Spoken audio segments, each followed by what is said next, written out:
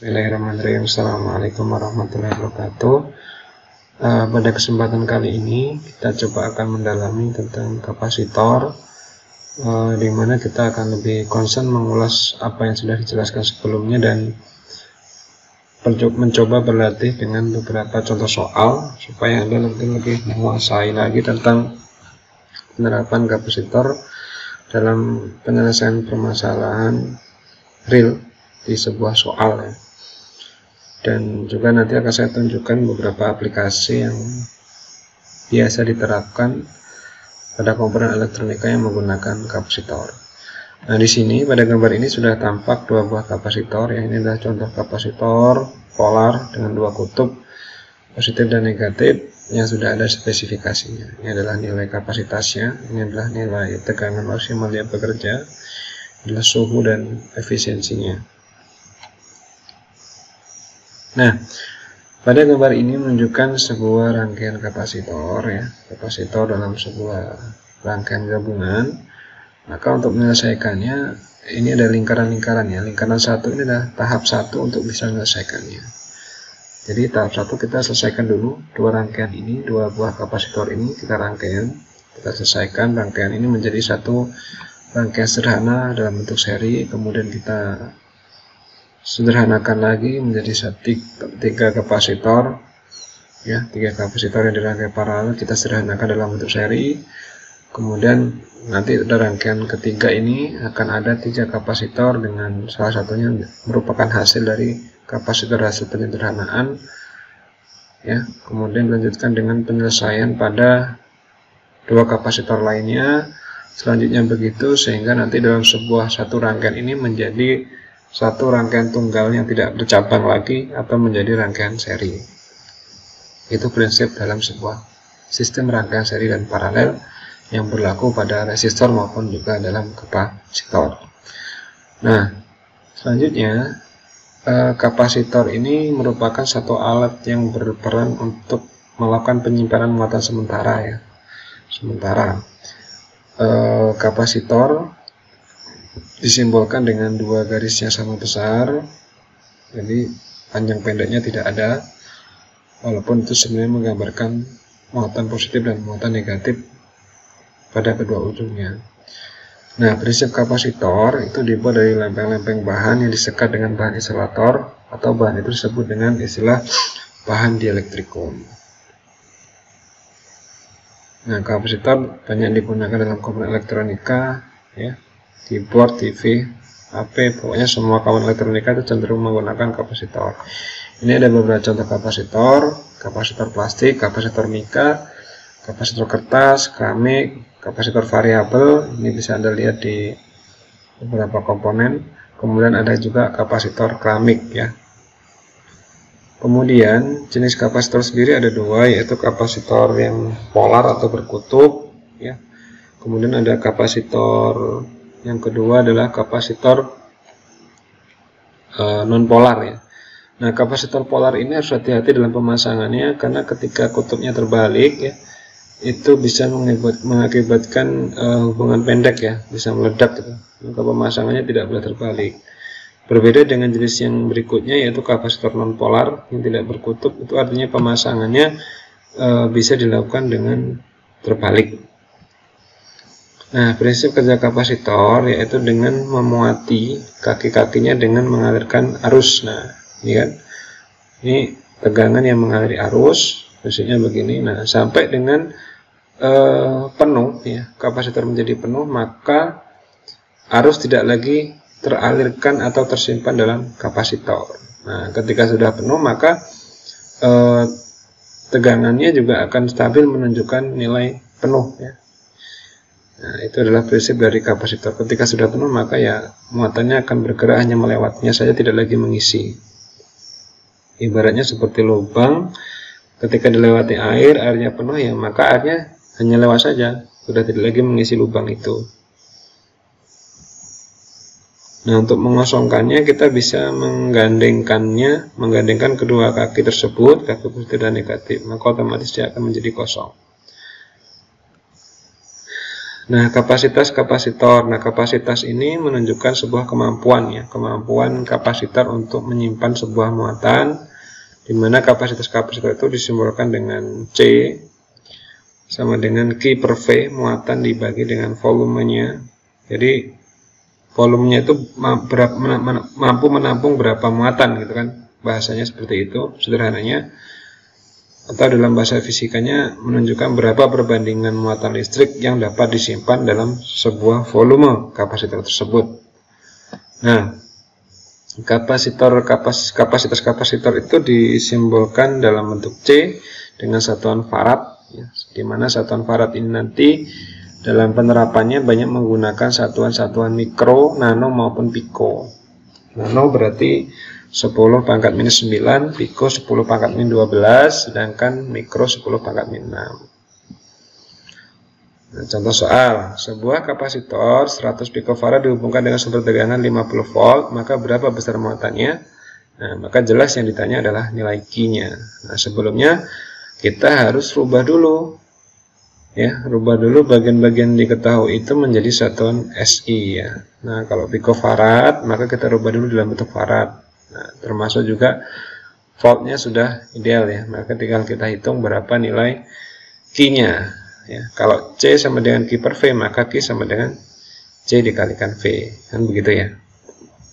Nah, ini ketika kita membuka sebuah kapasitor tabung polar ya, ada kutub positif dan ada juga kutub negatif, ada kanoda, ada juga anodanya seperti ini. Ini menggambarkan bagian dalam dari sebuah kapasitor, ada dielektriknya, ada platnya, kemudian ada aluminium pembungkusnya, kemudian ada plastik isolationnya atau pembungkus luarnya. Dan nanti bisa coba membuka kapasitor yang ada dalam sebuah komponen elektronika. Mungkin bisa bongkar charger atau apa ya. Nah, ini adalah contoh formulasi cara kerja dari sebuah kapasitor keping sejajar, di mana bola-bola yang berwarna pink ini adalah menunjukkan pergerakan perubahan medan magnet atau medan listrik maksudnya ya, perubahan medan listrik dari dua buah plat tersebut yang berjarak R, di mana F sama dengan Q dikalikan E. Ini menunjukkan pergerakan. Ini adalah beda potensial A, ini adalah beda potensial B, dengan E sama dengan V kalikan D ya, dengan nilai usahanya. Jadi setiap diberikan gaya ya, setiap diberikan gaya maka muatan ini akan bergerak.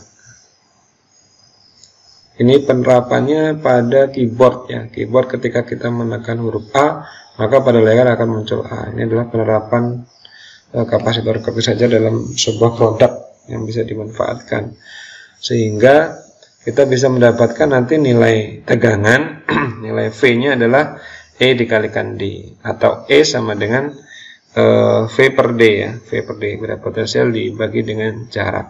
Nah, dari sini nanti kita akan bisa menentukan berapa nilai kapasitas kapasitor keping sejajar. Nah, maka kita tentukan ini adalah nilai medan listrik dari kapasitor keping sejajar, di mana E sama dengan sigma per epsilon 0, dengan sigma adalah Q per A ya, dia berupa luasan, dengan E sama dengan Q per A dikali epsilon 0 ya. Maka ini tinggal dimasukkan saja kan nilai E-nya ya. E sama dengan sigmanya diganti Q per A ya, Q per A dikali epsilon 0. Nah, sehingga diperoleh nilai C sama dengan Q per V, C sama dengan Q per V, Q dibagi dengan V. V itu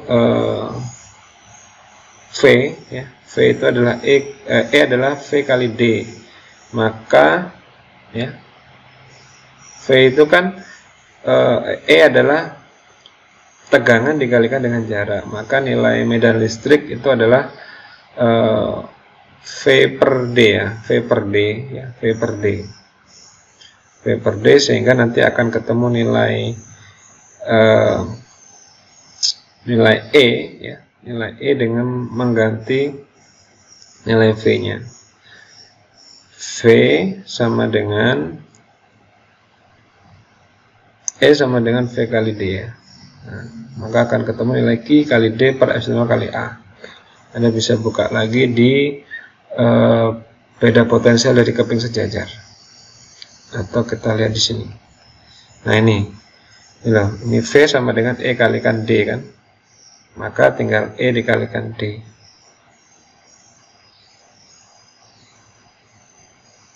Nah, maka nilai Q sama dengan V adalah E kali D. Q per A epsilon 0 dikali D kan. Nah, di sini. Sama seperti rumus ini. Jadi mengganti V-nya itu dari V sama dengan E kali D. Nah, kita masukkan di persamaan ini.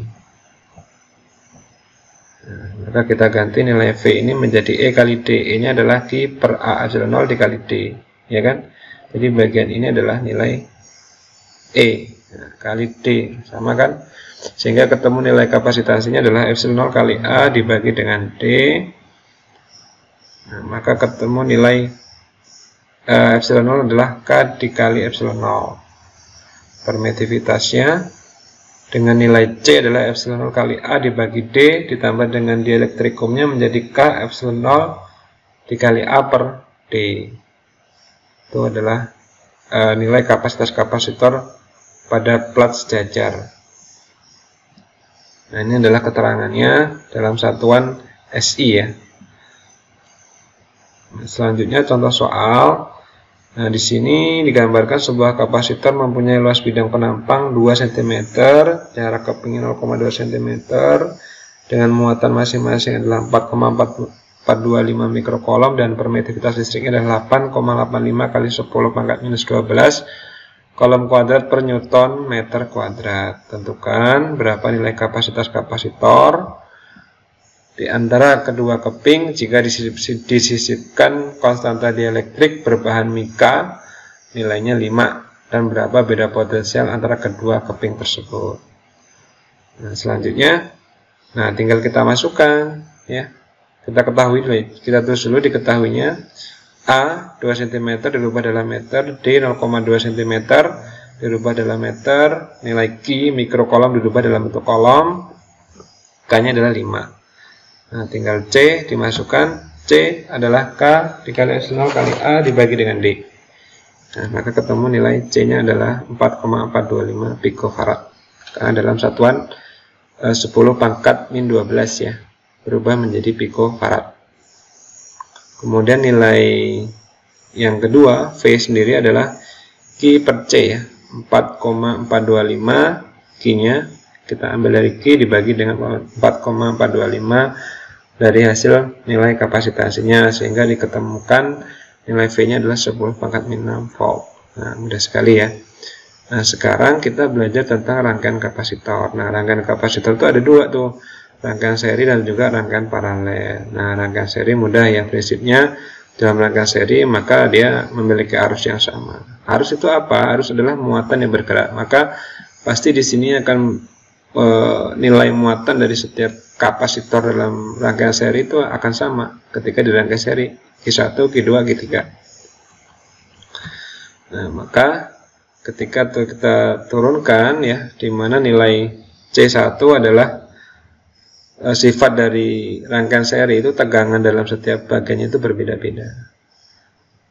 Di mana V total itu adalah V1 tambah V2 tambah V3, sehingga ketemu nilai sifatnya dari hambatan penggantinya ketika dirangkaikan seri. Ini tinggal kita ganti aja. C itu kan sama dengan Q per V tuh. Nah, maka tinggal kita ganti tuh.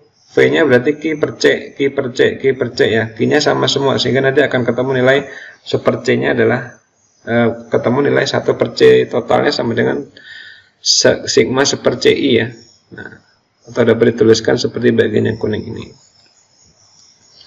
Nah, ini muatan kapasitornya bernilai sama pada bagian setiap rangkaian kapasitornya. Kemudian yang kedua, rangkaian paralel. Nah, rangkaian paralel prinsipnya juga sama, berarti dia memiliki nilai tegangan yang sama pada setiap kapasitor. Berarti nilai total kapasitor adalah nilai total muatannya adalah Q1 tambah Q2 tambah Q3, dengan nilai hambatan penggantinya adalah C1 tambah C2 tambah C3. 3 ketika dirangkai dalam sebuah rangkaian kapasitor. Nah, rangkaian gabungan, maka kita selesaikan dulu yang rangkaian paralelnya, akan lebih mudah ya. Paralelnya kita selesaikan dulu, karena yang paralel itu kan C2 tambah C3 ya. Nah, kita selesaikan, nilai CP-nya adalah C2 tambah C3, selesai. Nah, baru kemudian hasil penyelesaian ini menjadi CP atau rangkaian pengganti untuk paralel yang sebelumnya tadi, sehingga rangkaian tersebut menjadi CP ditambah dengan C1, ya kan?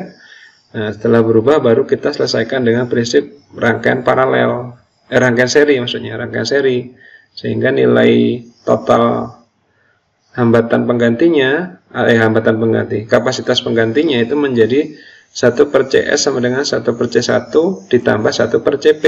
Nah, jadi mudah ya. Jadi tadi ada paralelnya diselesaikan dulu, baru ketemu CP, setelah ketemu CP, baru kita selesaikan dengan rangkaian seri. Nah, sehingga akan ketemu total hambatan pengganti dari rangkaian gabungan tersebut. Contoh soal ya. Di sini ada C1 nilainya 4 mikrofarad, C2 6 mikrofarad, C3 2 mikrofarad, C4 8 mikrofarad. Nah, masing-masing sudah ada nilainya. Dengan tegangannya 90 volt. Hitunglah berapa kapasitas pengganti rangkaian tersebut. Berarti kita sederhanakan dulu ya. Baru setelah kita dapat kapasitas pengganti, kita bisa menghitung muatan di masing-masing kapasitor. Nah, kita coba selesaikan ya. Nah, yang pertama kita coba hitung berapa hambatan penggantinya atau C totalnya. Nah, ini adalah rangkaian paralel ya. Berarti C1 tambah C2 itu kan. Nah, kita tarik, geser. Nah, berarti C1 tambah C2. 4 tambah 6. Nilainya adalah 10 mikrofarad. Kemudian yang bagian yang kedua, ya, kita tulis sebagai CP1. Kemudian yang kedua, C3 dan C4. Ini juga paralel. Nah, kita tulis sebagai CP2. Nilainya juga 10. Nah, sehingga ketemu nilai CP1 dan CP2. Nah, maka kita rubah atau kita sederhanakan rangkaian ini menjadi rangkaian yang lebih sederhana, CP1 dengan CP2 yang dirangkai dalam sebuah rangkaian seri. Sehingga menjadi seperti totalnya atau penggantinya adalah 1/10 tambah 1/10 menjadi 2/10 atau menjadi 10 bagi 2 menjadi 5. Nah, gitu ya. Ini pecahan ya, persamaan pecahan. Mudah-mudahan semua sudah pandai lah untuk menghitung pecahan. Nah, selanjutnya yang kedua adalah menghitung berapa nilai muatan dari masing-masing. Tadi kita sudah dapat tuh nilai C totalnya ya. C totalnya adalah 5. Jadi menghitung Q totalnya adalah Q sama dengan C kali V. 5 dikali 90 berarti muatan total dalam rangkaian tadi adalah 450 mikrokolom. Nah, sekarang kita hitung berapa nilai CP1 dan CP2 seri. Karena dia seri, maka memiliki nilai muatan yang sama ya. QP1 sama dengan QP2 sama dengan QS ya. Ini sama, jadi 450 mikrokolom. Nah, sekarang kita hitung satu persatu di sini. Nah, karena dia tadi muatannya sama ya, adalah 450, maka kita bisa hitung dulu berapa masing-masing tegangan di rangkaian paralel yang sebelumnya tadi. Dapat dihitung dengan rumus Q1 sama dengan C1 kali V1 dan Q2 sama dengan C2 kali V2. Dengan nilai tegangan dari C1 dan C2 adalah sama, sehingga nilai V ya, V pada rangkaian paralel 1 sama dengan QP1 atau muatan pada QP1 paralel 1 dibagi dengan CP1 ya, 450 dibagi dengan 10 jadi 45 volt, sama ya, berarti P1 dengan P2 tadi. Baru kita bisa hitung berapa nilai Q1. Q1 adalah C1 dikali V1 ya. Q1 sama dengan C1 kali V1 sama dengan 4 dikali 45 sama dengan 150 mikrokolom. Q2 juga sama, C2 dikali V2. Jadi V yang digunakan bukan langsung 90, tapi dihitung dulu berapa nilai V-nya. Nah, dihitung dulu nih, baru ketemu tuh nilainya 45 volt. Baru dikalikan dengan nilai kapasitansi dari kapasitor tersebut. Nah, karena rangkaian seri kan, maka nilai tegangannya kan berbeda. Tapi ketika paralel, nilai tegangannya harusnya sama. Nah, begitu juga dengan yang C3 dan C4 nilainya juga sama kan. Yang membedakan hanyalah pada kapasitasinya, sehingga nilai muatannya juga akan berbeda. Nih, Q3 berarti C3 kali V3. C3-nya 2 dikali 45 90. Q4 juga sama prosesnya. Nah, ini adalah tugas untuk melatih pemahaman kalian. Silahkan nanti dihitung berapa nilai kapasitas pengganti, tegangan, dan muatan pada masing-masing kapasitor. Nah, nanti ini dihitung, dan nanti di soal UAS itu akan menggunakan beberapa bagian dari soal ini, bentuknya pilihan ganda. Nah, untuk menentukan energi yang tersimpan dari kapasitor, sebelumnya Anda juga sudah disampaikan tuh, untuk menghitung energi itu adalah misalnya W sama dengan setengah CV kuadrat ya. Nah, ini energi ya. Definisi energi itu kan adalah kemampuan untuk memindahkan atau usaha untuk memindahkan sebuah muatan dari potensial tinggi ke potensial rendah. Nah, energinya menjadi W sama dengan setengah QV ya, atau sama dengan W sama dengan setengah CV kuadrat. Nah, ini dari mana kok jadi V-nya kuadrat ya? Berarti Q-nya ini kita rubah. C sama dengan Q per V. Berarti Q sama dengan C kali V. Sehingga menjadi C kali V kali V. Menjadi CV kuadrat. Nah, rumusnya seperti itu. Atau W sama dengan setengah Q kuadrat per C. Berarti merubah nilai V-nya ya. V kan sama dengan, kalau kita masukkan C sama dengan Q per V. Berarti V-nya adalah Q per C kan. Nah, ini contoh soal. Sebuah kapasitor memiliki kapasitas 600 mikrofarad dihubungkan dengan sumber tegangan 100 volt. Hitung berapa muatan pada kapasitor. Energi listrik yang tersimpan dalam kapasitor. Nah, ini diketahui nilai C-nya adalah 600 mikrofarad, V-nya adalah 90 volt. Nah, silakan dihitung berapa nilai Q dan berapa nilai W-nya. Nah, tinggal kita masukin aja tuh rumusnya. Q sama dengan C kali V, kemudian W-nya adalah setengah QV. Maka ketemu nilai energinya adalah 3 joule. Nah, ini adalah soal penguatannya, soal level HOTS ya, High Operating Skill. Ini mungkin butuh sedikit pemahaman ya. Kita pahami dulu soalnya. Seorang mahasiswa ingin membuat kapasitor. Nah, jadi Anda sebagai mahasiswa ingin buat kapasitor tuh dari 2 keping sejajar yang memiliki nilai kapasitas 2 picofarad. Jadi ingin membuat kapasitor dengan nilainya kapasitasnya adalah 2 picofarad. Nah, bahan yang digunakan terdiri dari beberapa keping yang luasnya 4 cm kuadrat. Bisa dibuat beberapa kapasitor. Sedangkan rancangan jarak antara kedua lempeng adalah 3,54 mm. Selain itu juga tersedia beberapa jenis dielektrikum, K1 udara, K2 lilin, dan K3 karet. Hitung apakah rancangan kapasitor yang dibuat telah memenuhi kapasitasi yang diinginkan. Jika belum, tambahkan bahan dielektrikum. Bahan manakah yang Anda pilih? Dengan nilai epsilon adalah 8,8 kali 10 pangkat minus 12. Nah, maka ini Anda dilatih untuk membuat kapasitor yang nilainya 2 picofarad dengan bahan yang tersedia adalah plat. Ya, platnya adalah 4 cm. Kita rubah dalam bentuk meter kuadrat.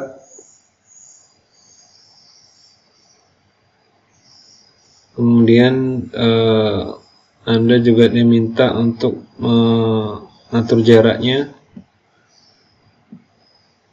Sekian, kemudian dielektrikumnya sekian ya. Nah, maka kita hitung dulu rancangan kita yang seperti ini. Kalau dihitung kira-kira memenuhi syarat enggak tuh. Nah, setelah kita hitung, ini berarti kita menggunakan rumus C ya. C itu berarti epsilon 0 dikali A per D ya. Epsilon 0 kali A per D, maka ketemunya baru 1 picofarad. Nah, tadi di soal disajikan ada bahan udara, lilin, dan juga karet. Nah, maka karena yang diminta 2 picofarad, nah kita bisa menambahkan lilin ya, K2 lilin ya, K2 yaitu lilin supaya nilainya menjadi 2 picofarad. Maka ketemu tuh. Jadi dari pertanyaan ini, bahan apa yang ditambahkan?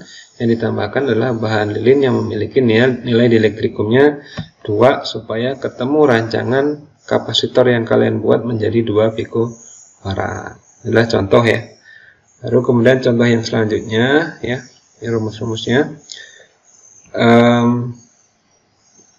Ini disajikan sebuah rangkaian ya, disajikan sebuah rangkaian, ditanya dengan besar tegangannya adalah 12 volt, kemudian C1 adalah 3 milifarad, C2 adalah 2 milifarad, dan C3 adalah 4 milifarad. Hitung berapa muatan masing-masing pada kapasitor. Kemudian kita diminta untuk memeriksa apakah beda potensial yang bekerja pada masing-masing kapasitor itu sama. Kita periksa tuh, setelah dapat nilai muatan, diperiksa apakah beda potensial di C1, C2, dan C3 itu sama. Nah, kemudian kalau nggak sama, ya silahkan dirancang dengan mengganti salah satu kapasitor agar semua kapasitor itu mendapat nilai beda potensial yang sama. Nah, ada catatan, agar diperoleh beda potensial sama pada masing-masing kapasitor dapat dilakukan dengan mengganti salah satu kapasitor C1 atau C2. Seseorang memilih mengganti C1. Bagaimana pendapatmu tentang pilihan tersebut? Nah, untuk bisa jawab ini maka harus coba dulu dikerjakan. Ya, ini rangkaiannya. Kita hitung dulu berapa nilai kapasitansinya dulu ya. Nah, di sini ada rangkaian paralel, maka mudah ya. CP-nya menjadi 2 tambah 4, nilainya 6 milifarad.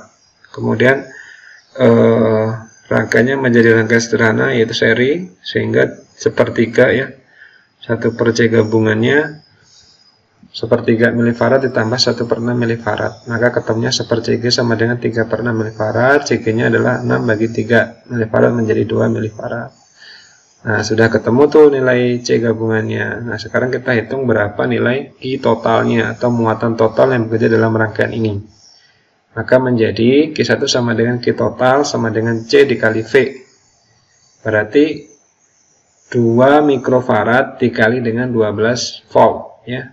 C-nya kan 2 tuh, 2 mikrofarad dikali dengan 12 volt, maka nilainya menjadi 24 milikolom. Nah, maka ketemu nilai Q totalnya. Nah, sekarang Q1 sudah dapat 24 milikolom. Maka sama ya, Q1 dengan Q total sama, nilainya adalah 24 milikolom. Nah, sekarang berapa nilai masing-masing muatan pada C2 dan C3 karena dia rangkaiannya paralel. Maka kita hitung dulu berapa V pada C2 dan V pada C3. Karena dia paralel maka harusnya sama. V2 sama dengan V3 sama dengan Q per CP. Maka nilai di sini Q-nya adalah 24 milikolom ya, dibagi dengan 6 milifarad.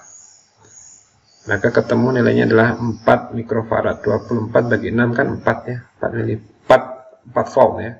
Nah, baru kita bisa hitung nilai Q2 sama dengan C2 dikali V2 sama dengan 2 milifarad dikali 4 volt sama dengan 8 milikolom. Q3 sama dengan C3 dikali V3 sama dengan 4 milifarad ya, kali 4 menjadi 16 milikolom. Oh, ternyata nilai muatannya masing-masing berbeda ya. Yang paling besar adalah Q1, kemudian yang selanjutnya adalah Q3, dan selanjutnya adalah Q2. Nah, sekarang kita periksa apakah beda potensialnya sama besar. Nah, V1 berarti Q1 dibagi C1.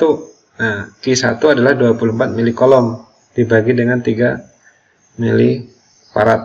Maka ketemunya adalah 8 volt. Sedangkan pada CP atau rangkaian pengganti paralel tadi, V2 sama dengan V3, nilainya adalah 24 milikolom dibagi 6, ketemunya adalah 4 volt. Nah, beda hasilnya, tapi kalau dijumlah tetap ketemunya 12 volt. Ini sudah benar, tapi beda potensial pada setiap kapasitor ternyata beda-beda. Nah, hasilnya berbeda tuh ternyata. Nah, sedangkan ditanya lagi, kalau beda, gimana supaya ketemu nilai beda potensialnya sama? Nah, ini yang agak sulit, maka harus dipikirkan nilai ganti C1 atau C2. Nah, sekarang kita pertimbangkan. Nah, maka cara yang bisa kita gunakan adalah mengganti C1. Ya, caranya adalah mengganti C1 dari 3 milifarad menjadi 6 milifarad. Kita coba rubah. Nah, ini kalau misalkan dirubah ya, ini 6 milifarad, ini 6 milifarad. Maka 1/6 tambah 1/6 ketemunya 3 milifarad. 3 milifarad berarti ketemu dari muatannya adalah 36 milikolom. Maka ketemu nilai tegangan pada C1 adalah 6 volt dan tegangan pada CP atau C2 dan C3 adalah 6 volt. Totalnya juga masih 12 volt. Benar. Nah, berarti langkah mahasiswa tersebut atau seseorang tersebut dengan memilih mengganti C1 ya, supaya ketemu beda potensialnya sama adalah langkah yang tepat. Nah, gitu ya. Ini adalah contoh soal yang kedua. Nah, selanjutnya Anda diberi latihan atau tugas. Nah, ini dengan pola rangkaian yang sama, dengan soal yang pertanyaannya sama, hanya dirubah angka. Coba Anda selesaikan. Hitung berapa muatan masing-masing, periksa apakah beda potensialnya sama, kemudian rancang kapasitornya supaya ketemu nilai potensialnya sama. Nah, digantinya C1 apa C2 tuh? Nah, itu caranya. Nah, oke, silakan dicoba, kerjakan ya. Nanti setelah Anda mencoba seluruh bagian ini, selanjutnya akan saya berikan soal dalam bentuk pilihan ganda yang bisa diselesaikan dalam waktu yang singkat ya, dan mungkin hasilnya bisa langsung Anda lihat. Terima kasih. Saya Heri. Wassalamualaikum warahmatullahi wabarakatuh.